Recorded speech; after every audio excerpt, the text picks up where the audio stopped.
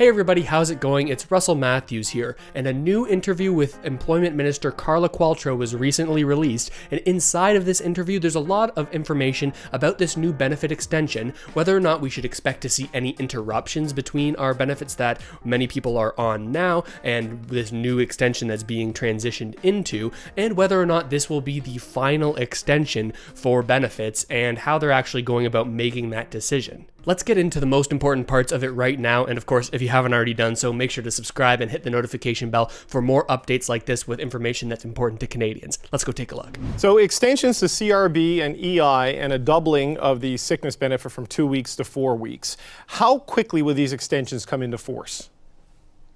Well, on the recovery benefits side, we will make regulatory changes so that there won't be any disruption in someone's benefits. So when their benefits are ended or current benefit exhaust, which will be at kind of end of March, people will be able right away to access new weeks as they need them.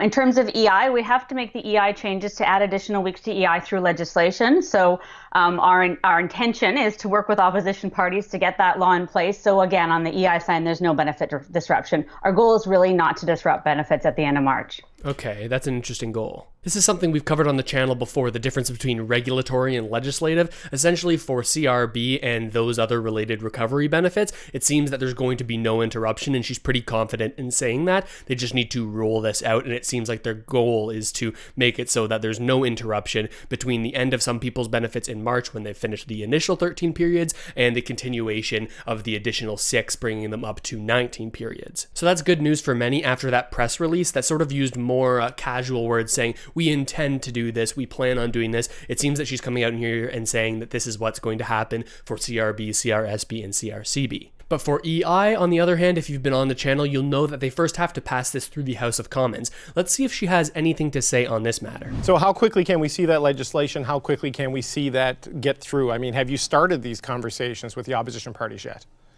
Well, we just made the announcement today, and I know our House leader is already hard at work behind the scenes working with opposition. And we intend as soon as we can to get legislation through the House. It's a very simple change to EI where we just add a number of weeks. So we're going to keep it, precisely to this particular issue. That's a key point. And hopefully get it through as quickly as we possibly can so that we can ensure, as I said, that benefits aren't disrupted. Okay. We don't think it should be a problem. Opposition parties have been very good, ultimately, at the end of the day, with working with us to make sure Canadians get the benefits and support they need. All right, that's some good information. So they say that this legislation or the actual changes to the EI program that need to pass through the House of Commons, they'll have those written up relatively soon. She doesn't give us an exact date on when that's going to happen, but she says that it's coming. The next key and frankly really important part of this is she says that they're going to just target the specific thing about EI. Now, in some cases, when politicians bring changes to programs and they need to bring that through the House of Commons, they'll try to work in other changes to the program that other parties may not like.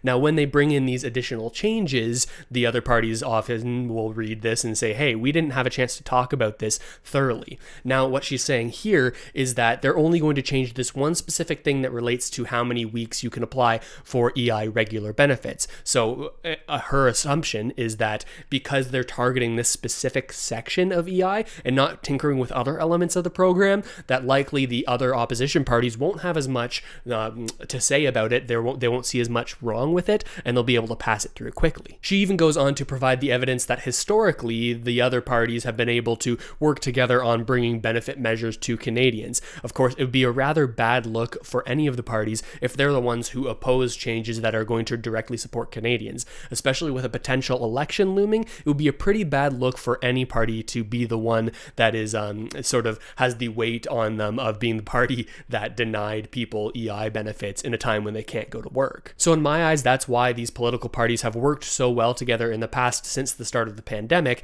to bring these benefits to Canadians, because it's a pretty bad look on the election front. So likely they're going to be able to pass this legislation rather easily. Now, the next question they get into here is rather important. Now, you'll know that this extension for people on the CRB adds an additional 3 months, taking you, I believe, until the end of June. But what happens then? This next question covers how likely it is for them to extend it at that point and what they're doing to sort of make that decision and what data they're looking at so that we can have a better idea going forward of whether or not they're going to do this. Let's take a look.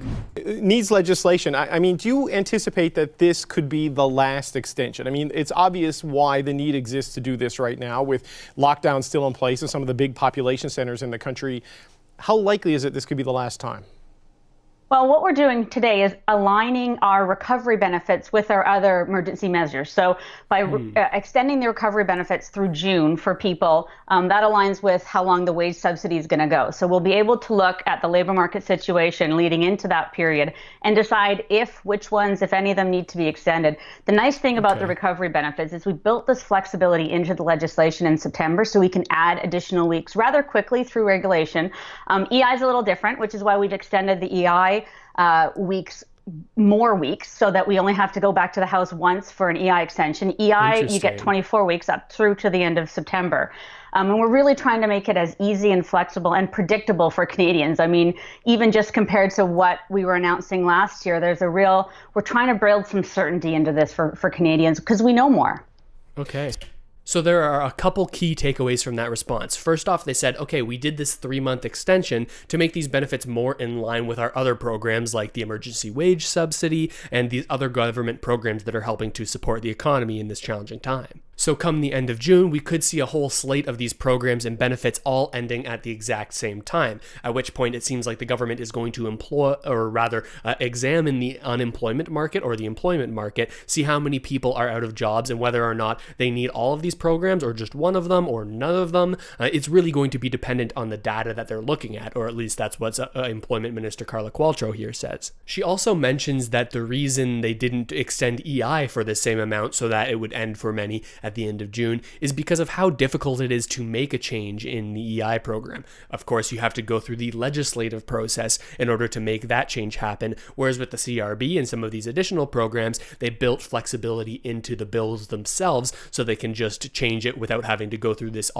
lengthy process of changing it through the House of Commons. The fact that these EI changes could carry us all the way into September kind of hints at the fact that it could be likely for them to extend it at the end of June, because that's what they're sort of planning for their EI program, is to go all the way to September. So we could see an additional extension of some of these programs to line up with that program. We're really going to look at everything you just said. So we've been looking, for example, at the labor market for the past couple of months to see what would happen as we went into the second wave. Clearly, unemployment rose in January. Lots more jobs were lost. So we knew workers were going to need some support past March. We're going to do the same thing moving into April and May to see what we can, being closer to that deadline, what we can predict and see how we can continue, or what we need to do to course correct and continue to be there for Canadian workers and in businesses.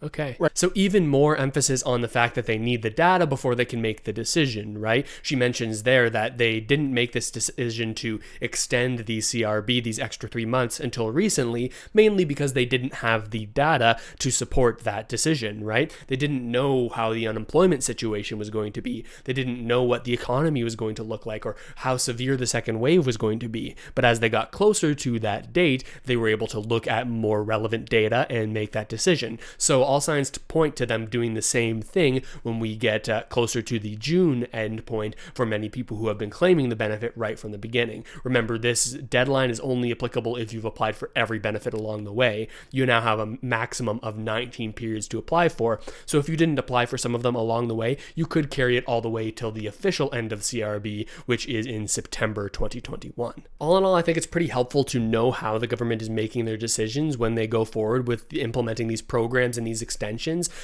simply because it really affects people's lives, right? It's important to know what economic indicators the government is using to make these decisions so that we as citizens can predict whether or not they're going to make the decision that we expect them to based off of the data they're saying they're using. And I'm curious about what you think about all this. Let me know what you think is going to happen with the EI situation. Do you think it's going to be smooth sailing through the House of Commons, or do you think it's going to be held up by some political party? Let me know either way down there. And again, if you haven't already done so, make sure to hit the subscribe button and the notification bell to support more Canadian content coming like this right here on the YouTube platform. And a special thank you to the people who have hit the join button down there to support this channel directly. I couldn't thank you more. And with all of that said, thank you so much for watching, everybody. I really hope this video helped you out at least a little bit, and I'll see you next time.